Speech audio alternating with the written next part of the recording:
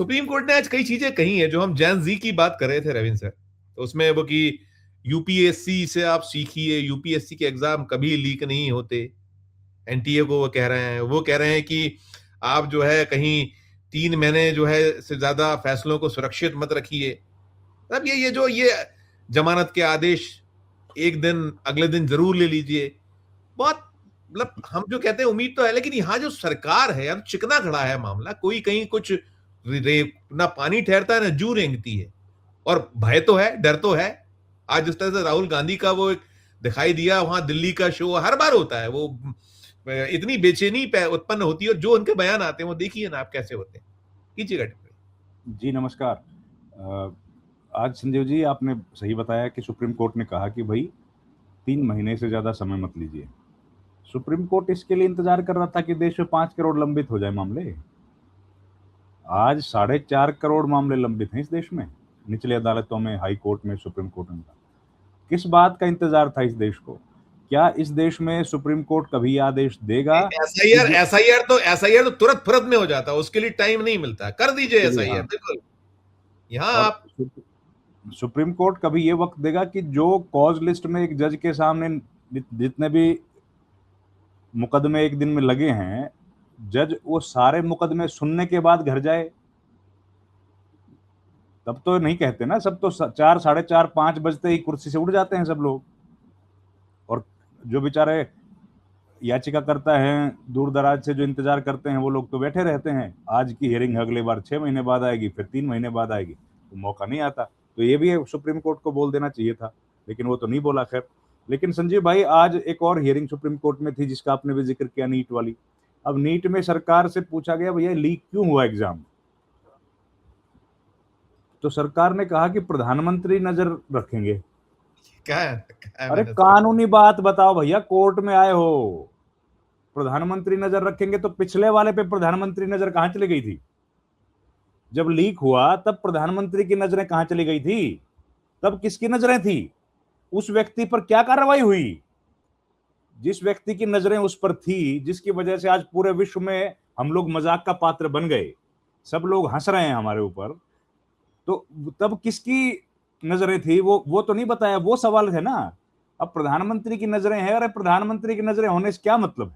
मतलब ये है कि हो क्या रहा है, आपने गंभीरता से क्या किया।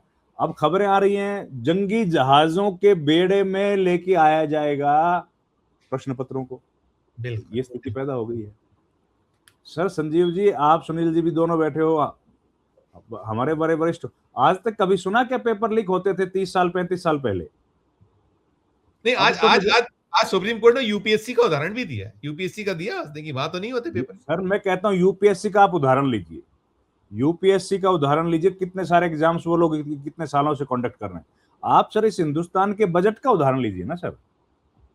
बजट तो शुद्ध 100% सरकारी है, उसमें तो किसी प्राइवेट पार्टी का इन्वॉल्वमेंट संभव ही नहीं है। उसमें आज तक एक खबर बजट की बाहर आई क्या कभी? कोई बजट लीक हुआ? पहले एक बजट को छोड़ दीजिए, वो पहला बजट, उसके अलावा आज तक ऐसा नहीं हुआ कि बजट की इतनी सी भी जानकारी बाहर आ गई हो।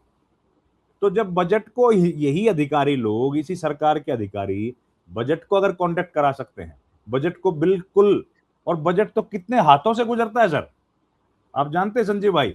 मैं थोड़ा सा विषयांतर है, लेकिन मैं जानकारी के लिए बता दूं दर्शकों के लिए, बजट की जब बैठक होती है उसकी सीक्रेसी देखो कैसे मेंटेन की जाती है। वो क्वारंटीन होता है, वो सब तो जानकारी है ही, हलवा वलवा बनता है उसके बाद। लेकिन जब आखिरी दिन जब वित्त मंत्री अपने घर से, दफ्तर से जब बाहर निकल के राष्ट्रपति भवन जाते हैं, और राष्ट्रपति भवन के बाद कैबिनेट की बैठक होती है जिसमें अप्रूवल होता है बजट का, उस कैबिनेट की बैठक में प्रधानमंत्री समेत तमाम मंत्रियों के मोबाइल फोन बाहर रखवा लिए जाते हैं। मोबाइल फोन तक बाहर रखवा लिए जाते हैं इतने, और बाकायदा उसमें खांचे बने हैं कि यहां पे पीएम का फोन रखा जाएगा, यहां पे नाम के साथ रखवाए जाते हैं फोन। तो जब हमारे बजट और इतने हाथों से गुजरता है, इतनी ज्यादा इन्वॉल्वमेंट लोगों की होती है, प्रिंटिंग होती है, तमाम चीजों के बावजूद भी जब बजट कभी लीक नहीं हुआ, तो ये नीट की परीक्षा हर साल 2 साल में क्यों लीक हो जा रही है इसका? और एक परीक्षा थोड़ी, सीबीएसई का हाल देख लीजिए। तो तमाम जो हमने कभी सुने नहीं, अब तो ये हो जाएगा कि एक आध बार अगर इन्होंने नीट की परीक्षा ठीक आयोजित करवा दी तो ये भारत रत्न के हकदार ना हो जाएं।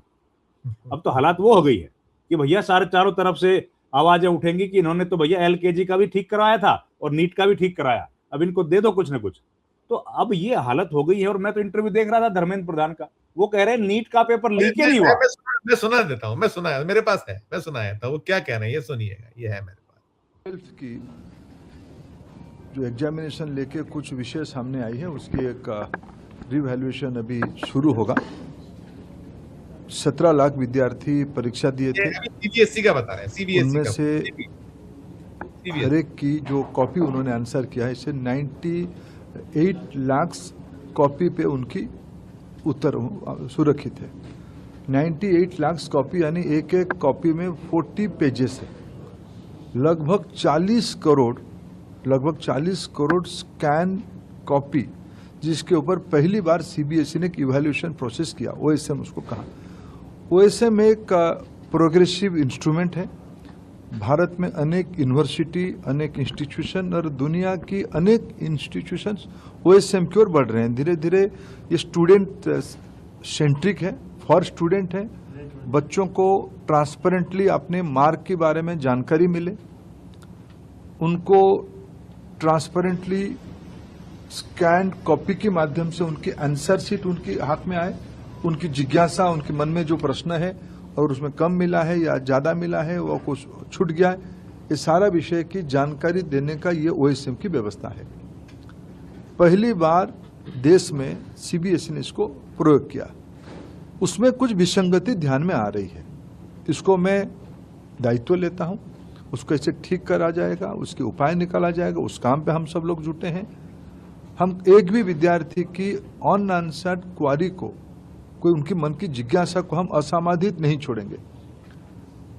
ये ट्रांसपेरेंसी के साथ साथ क्वालिटेटिव एक विषय है, क्वालिटी की उपलब्धि कराने का एक विषय है।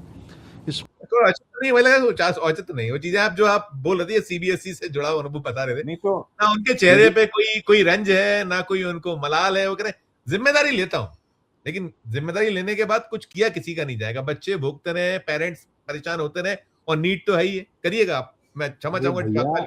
अरे संजीव जी, जिम्मेदारी लेते तो ये हाल होता। यस, जिम्मेदारी अगर लेते तो ऐसे पेपर लीक होते।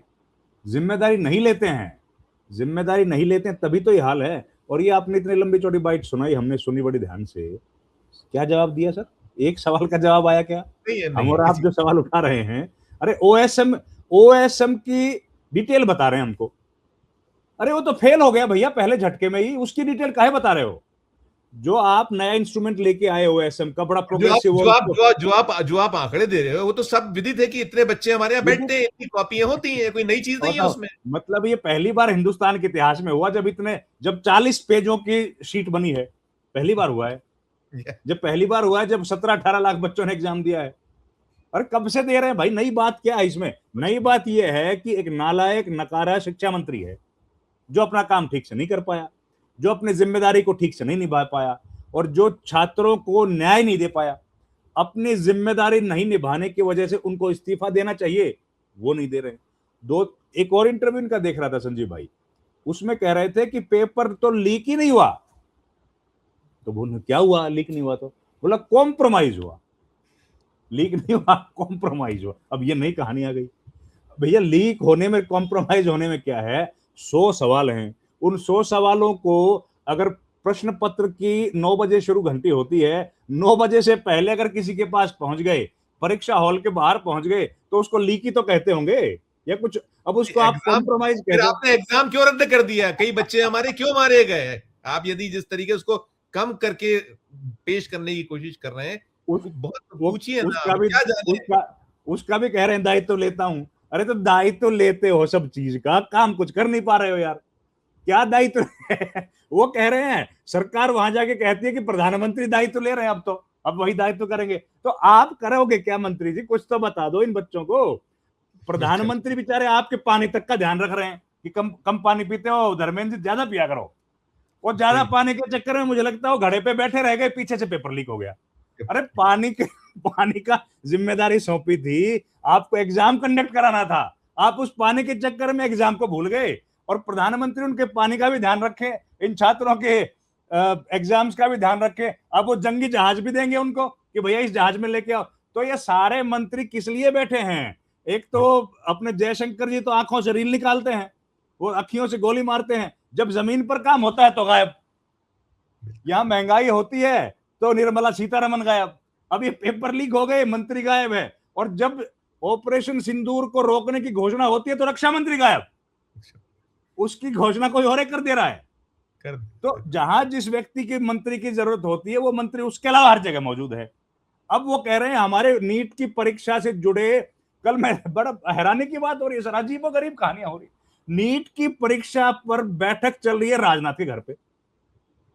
अरे रक्षा मंत्री है राजनाथ सिंह, आज आ गया ना आपके सामने कि वो जहाज देंगे ना, जहाज देंगे ना आपको ले जाने के जहाज लिए। देंगे, जहाज के लिए बैठक की क्या जरूरत है? वो तो दे देंगे ऐसे ही, जहाज तो दे देते हैं ना सर ऐसे ही जब परिस्थितियां ऐसी। लेकिन बस माहौल बनाना है कि वहां बैठक चल रही, भाई वहां पर बैठक चल रही है, जहाज तो जहां जरूरत पड़ेगी वहां पर तो रक्षा मंत्रालय दे देगा। होम मिनिस्ट्री के पास, बीएसएफ के पास अपनी जहाजें हैं, वहां से ले लो जहाज। अब जहाज के लिए बैठकें हो रही हैं। संचार मंत्री भी थे वहां पर, संचार मंत्री भी थे, देखा होगा आपने, वो भी थे। संचार मंत्री सिंधिया सिंधिया भी पहुंच गए थे। तो भाई वो तो एसी वैसी चलाते नहीं, फिर कैसे रहे होंगे वहां? वो कैसे रहे? ठीक बात। प्रवीण सर देखिए, जो मेरा है शीर्षक है, बदले बदले से क्यों नजर आ रहे हैं सरकार। और देखिए आप बैठे हरियाणा, और हरियाणा के बाजू में पंजाब, पंजाब से जो सूचना आई, मैं कह रहा हूं ना कि हर तरफ से आप पूरी कोशिश, ठीक है स्थानीय सरकार के चुनाव है, आप साम दाम दंड भेद सब अपना रहे हैं, लेकिन चीजों के कहीं ना कहीं कुछ संकेत तो मिलते ही मिलते हैं ना। आप सारा कुछ कर रहे हैं, आप ये भी कहीं आक्रोश का प्रकटीकरण नहीं माने कि सुपड़ा साफ है। ठीक है आप पहले भी नहीं थे, नहीं कहता, लेकिन आपकी कोशिशें तो होती हैं, आप कर तो सारा कुछ रहते हैं, आप जितना जो कर सकते हैं। क्या कहिएगा आप? मतलब पहले तो ये बदले बदले से, और साथ में जो आपको लगे पंजाब पे टिप्पणी, पर मैं समाप्त धनंजय पे करना चाहूंगा। नहीं, पंजाब देखिए बीजेपी के लिए और सर विपक्ष के लिए तो एक सेटबैक इसलिए हो ही जाता, आप जानते ही, आपने सही बात बोली है कि सत्ता पक्ष इस चुनाव को जीत ही जाता है, वही होता हुआ दिख भी रहा है। लेकिन ज्यादा खराब हालत है बीजेपी की, तो ज्यादा हालत खराब है। सात राज्यसभा के सांसदों को तोड़ा था आपने, तोड़ा है, पंजाब से थे वहां पर, तो 7 जिलों में भी आप अपने निकाले जाएंगे, कुछ ना कुछ को जोड़ा जाएगा, देखा जाएगा। नहीं थी उनकी बहुत, लेकिन कहीं आक्रोश का प्रकटीकरण तो हर ओर हो रहा है ना, उसको ऐसे जोड़ के देख सकते हैं। बिल्कुल ठीक बात है।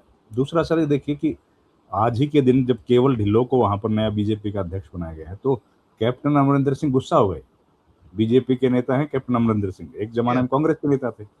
अब वो गुस्सा हो गए, वो कह रहे हैं कि इस आदमी के अंदर कोई कैपेबिलिटी है ही नहीं, जिसको आपने चुन लिया है ये तो बिल्कुल ही इनकैपेबल आदमी है, इसको चुन लिया आपने, नकारा बोल दिया, नलायक, मतलब नकारा ही बोल दिया, जिस कैपेबल नहीं है तो क्या है, ये बात बोल दी। और वो बोले कि बीजेपी में तो कोई सुनता नहीं हमारी है, हमको 60 साल से राजनीति में है, लेकिन तो उन्होंने एक किस्म से काफी विरोध किया है।